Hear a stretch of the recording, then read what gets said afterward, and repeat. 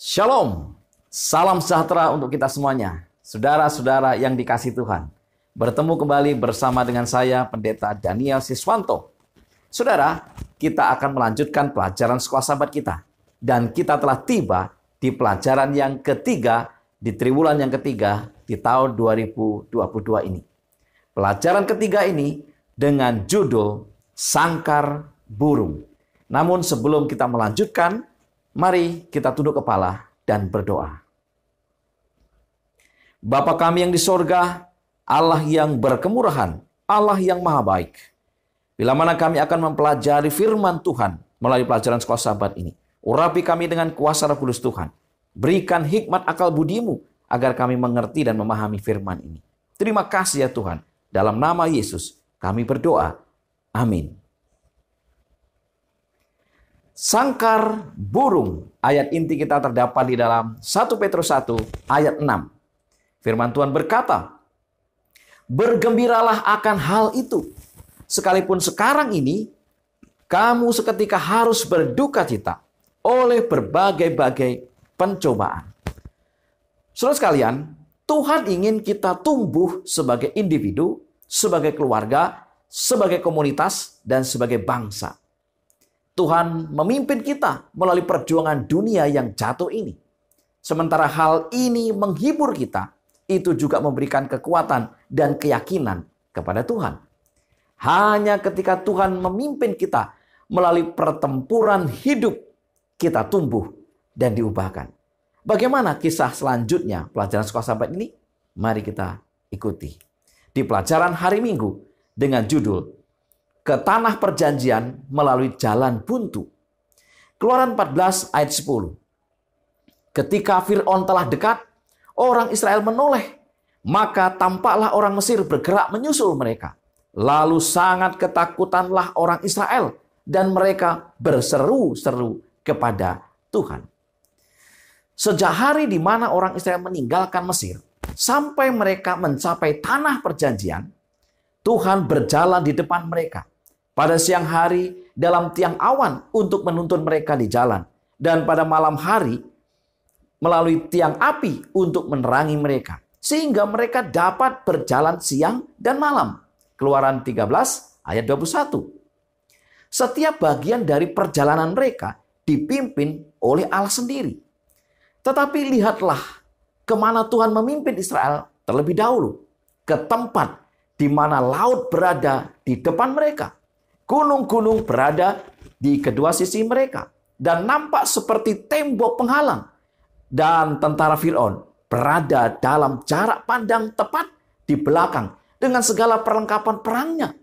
Tidak lama lagi akan mendekat untuk membawa kembali bangsa Israel. Atau bahkan memukul serta membinasakan mereka. Israel benar-benar berada dalam keadaan terjepit. Ketakutan meliputi seluruh bangsa itu.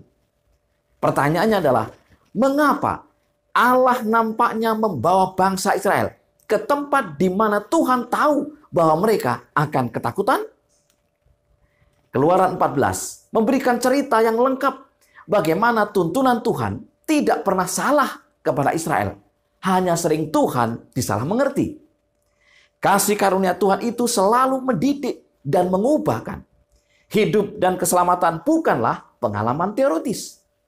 Kita bertumbuh hanya ketika kita benar-benar mengalami kasih-Nya yang tak bersyarat bagi kita. Ketika kita berkomitmen untuk mencintainya tanpa syarat. Dan untuk hidup bersama Tuhan dan mengizinkan Dia tinggal di dalam kita. Itulah saatnya kita bertumbuh. Pertanyaannya adalah, apakah pelajaran penting bagi kita dari Keluaran pasal 14 ini? Pertama, mengikuti tiang awan dan tiang api tidak menjamin kita untuk selalu bahagia dan tidak menghadapi ujian atau pencobaan. Yang kedua, mengikuti tiang awan dan tiang api bisa menjadi pengalaman yang sulit. Karena pelatihan dalam kebenaran membawa kita ke tempat-tempat yang menguji hati kita. Yang secara alami menipu. Yeremia 17 ayat 9. Yang ketiga, kunci untuk mengetahui kapan kita benar-benar mengikuti Allah adalah bukan berarti tidak ada pencobaan atau rasa sakit, tetapi lebih tepatnya suatu keterbukaan terhadap petunjuk Allah dan penyerahan yang terus-menerus dari pikiran dan hati kita kepada pimpinannya.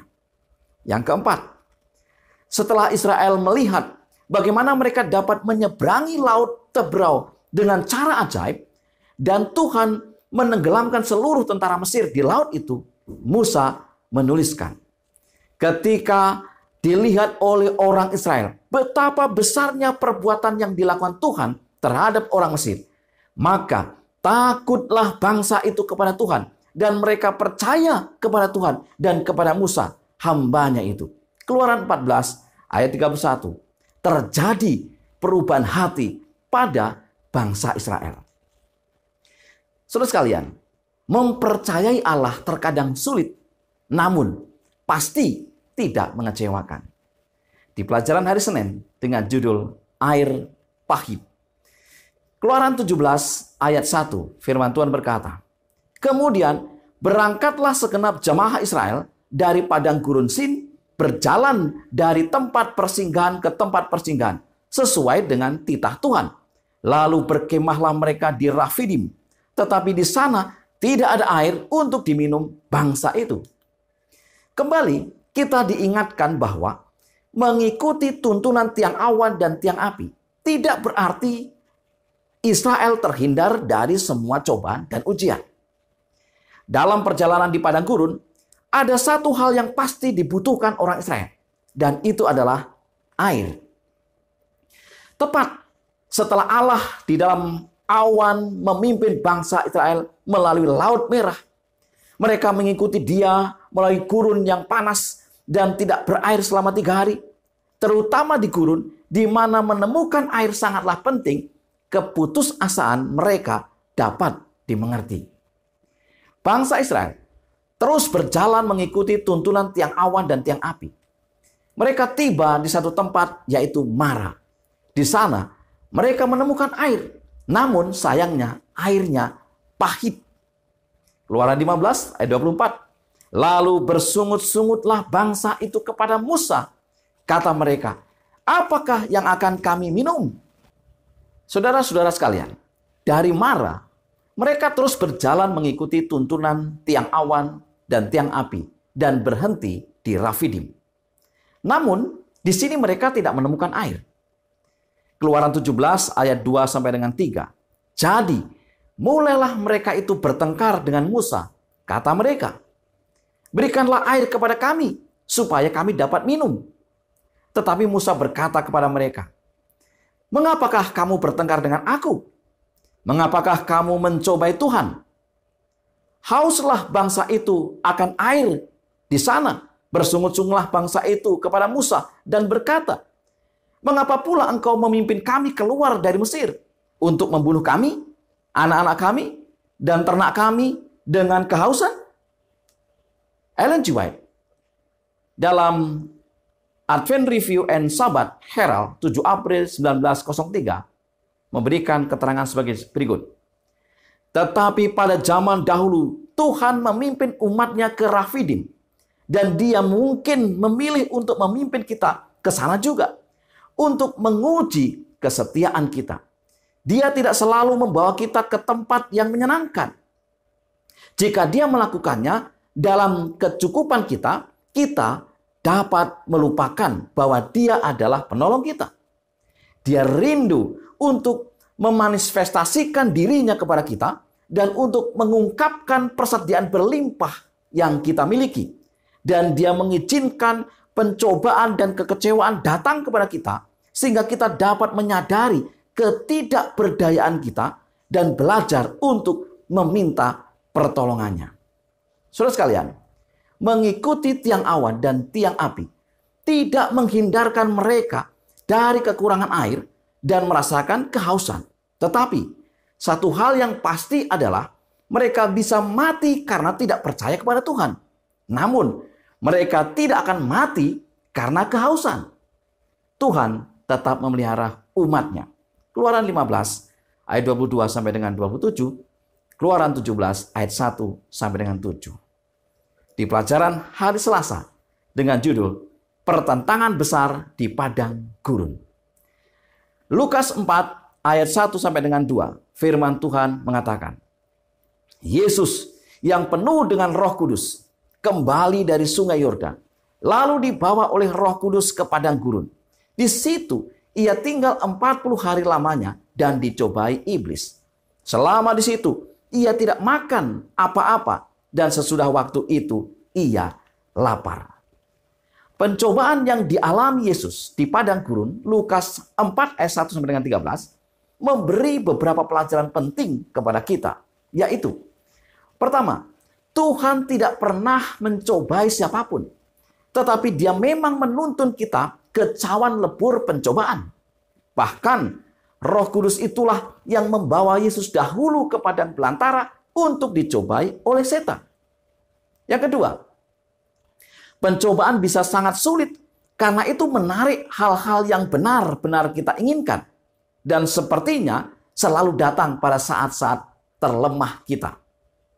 Yang ketiga, Roh Kudus dapat membawa kita ke saat-saat ujian yang melibatkan kita berhadapan dengan godaan setan yang ganas. Pada saat-saat seperti itu, ketika kita merasakan pencobaan ini begitu kuat, kita mungkin salah paham dan berpikir bahwa kita tidak mengikuti Allah dengan benar. Tetapi ini belum tentu benar. Sebab apabila kita ditempatkan dalam suatu keadaan yang sulit, kita kadang merasa bimbang. Apakah kita telah dipimpin oleh Roh Allah atau tidak? Yang keempat, bila Allah membawa kita ke dalam ujian, Ia pasti mempunyai satu maksud yang hendak dilaksanakannya untuk kebaikan kita. Yang kelima, Yesus tidak takabur dalam segala janji Allah dengan pergi tanpa disuruh ke padang belantara. Tidaklah pula ia putus asa ketika penggodaan datang kepadanya. Demikian juga seharusnya dengan kita. Kita tidak perlu untuk mendekatkan diri kita kepada pencobaan. Tetapi kita perlu mempercayai Tuhan ketika pencobaan datang atau ketika Tuhan menuntun kita ke pencobaan itu. Yang keenam, ketika kita jatuh ke dalam pencobaan, kita dapat berharap pada Yesus yang berdiri teguh dalam pencobaan. Bahkan Yesus yang adalah penanggung dosa kita, Dia telah melalui cawan lebur yang lebih buruk daripada yang pernah kita hadapi. Dia pasti tidak akan meninggalkan kita. Saudara sekalian, kita tidak perlu menyerah pada pencobaan. Kita perlu percaya pada pemeliharaan Tuhan. 1 Korintus 10 ayat 13 firman Tuhan berkata, pencobaan-pencobaan yang kamu alami ialah pencobaan-pencobaan biasa yang tidak melebihi kekuatan manusia. Sebab Allah setia dan karena itu Ia tidak akan membiarkan kamu dicobai melampaui kekuatanmu. Pada waktu kamu dicobai, Ia akan memberikan kepadamu jalan keluar sehingga kamu dapat menanggungnya. Di pelajaran hari Rabu dengan judul Warisan Abadi. 1 Petrus 1 ayat 6 sampai dengan 7. Firman Tuhan berkata, bergembiralah akan hal itu, sekalipun sekarang ini kamu seketika harus berduka cita oleh berbagai-bagai pencobaan. Maksud semuanya itu ialah untuk membuktikan kemurnian imanmu yang jauh lebih tinggi nilainya daripada emas yang fana, yang diuji kemurniannya dengan api, sehingga kamu memperoleh puji-pujian dan kemuliaan dan kehormatan pada hari Yesus Kristus menyatakan dirinya. Saudara sekalian, Petrus menulis suratnya yang ditujukan kepada orang-orang percaya yang ada di berbagai tempat di seluruh provinsi Pontus, Galatia, Kapadokia, Asia, dan Bitinia. Mereka hidup berjuang melalui kesulitan dan sering merasa sangat sendirian. Petrus menuliskan bahwa mereka mengalami duka cita oleh berbagai-bagai pencobaan. Memang, menjadi seorang Kristen pada masa itu adalah hal yang baru dan tidak mudah.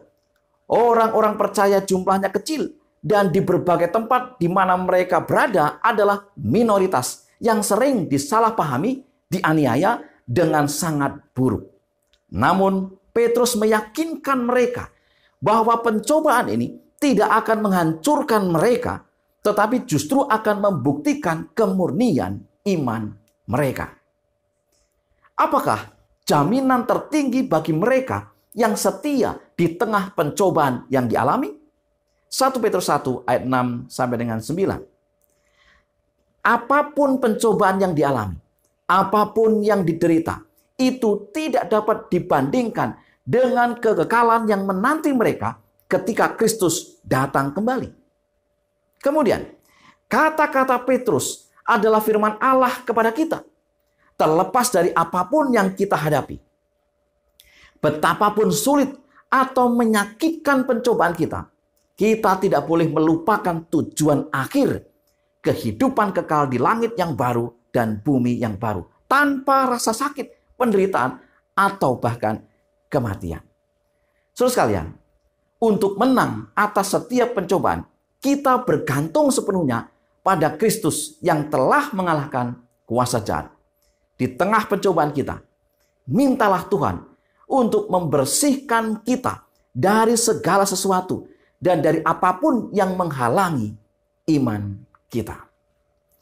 Di pelajaran hari Kamis dengan judul Pencobaan dengan Api. Mari menyimak sebuah kisah. Alex adalah seorang pemuda yang telah tumbuh dari masa muda yang sangat bermasalah.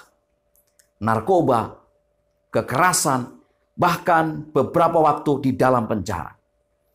Tetapi kemudian, melalui kebaikan seorang anggota gereja lokal, yang mana Alex telah mencuri darinya, Alex belajar tentang Allah dan ia memberikan hatinya kepada Yesus.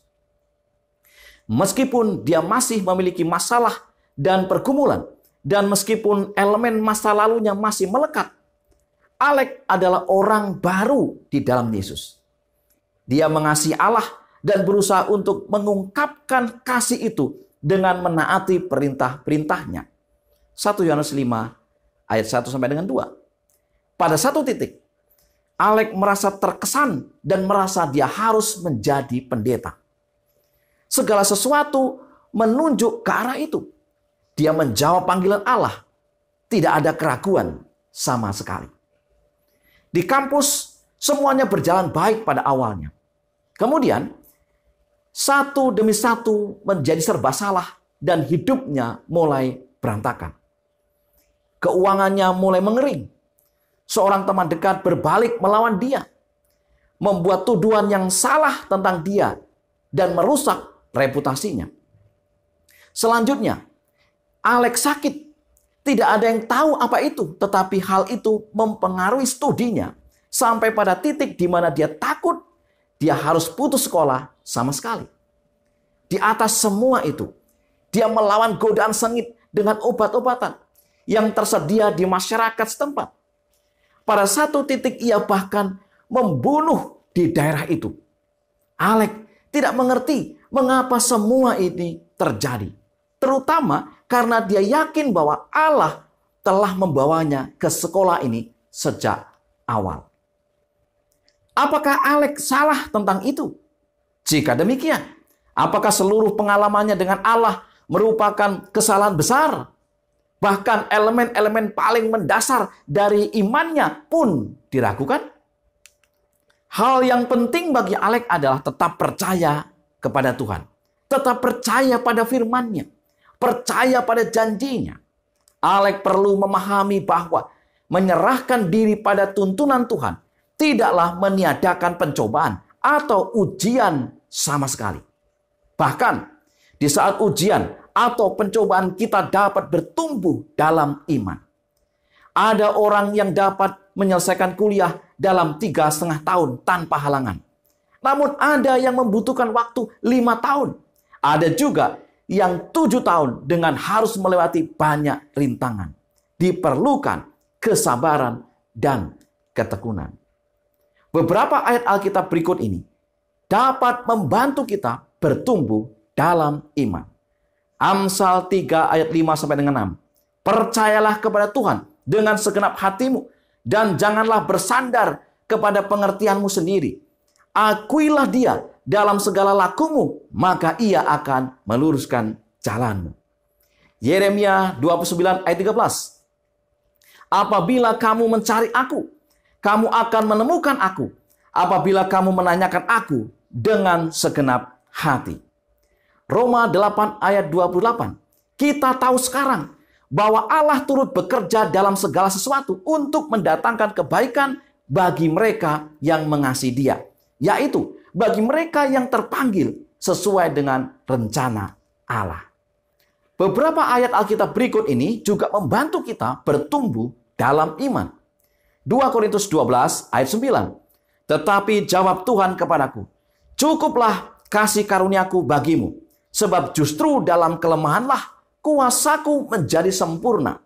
Sebab itu terlebih suka aku bermegah atas kelemahanku, supaya kuasa Kristus turun menaungi aku. Ibrani 13 ayat 5. Aku sekali-kali tidak akan membiarkan engkau, dan aku sekali-kali tidak akan meninggalkan engkau. Tuhan itu dekat. Sebuah lagu mengatakan, Tuhan itu hanya sejauh doa. Saudara-saudara yang dikasihi Tuhan, sebagai kesimpulan pelajaran sekolah sahabat kita. Yang pertama, kita bertumbuh ketika kita berkomitmen untuk mencintainya tanpa syarat. Dan untuk hidup bersama Tuhan dan mengizinkan Dia tinggal di dalam kita.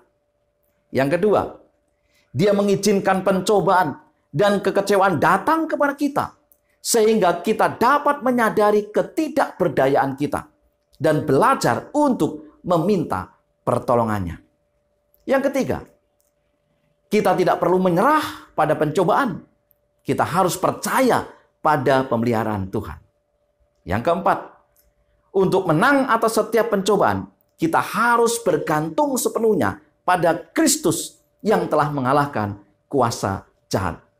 Dan yang kelima, menyerahkan diri pada tuntunan Tuhan tidaklah meniadakan pencobaan atau ujian sama sekali. Diperlukan kesabaran, ketekunan, dan tetap percaya pada janjinya. Itulah pelajaran sekolah sahabat yang bisa saya bagikan pada sahabat hari ini. Mari kita tunduk kepala dan berdoa. Bapa kami yang penuh kasih, sungguh kami memohon agar kuasa Roh Kudus-Mu Engkau curahkan kepada masing-masing kami, sehingga hikmat surgawi menjadi bagian kami. Kami mengerti, kami memahami akan pelajaran ini. Sekali lagi ya Tuhan, biarlah Roh Kudus Tuhan mengurapi masing-masing kami dan memberkati kami. Terima kasih.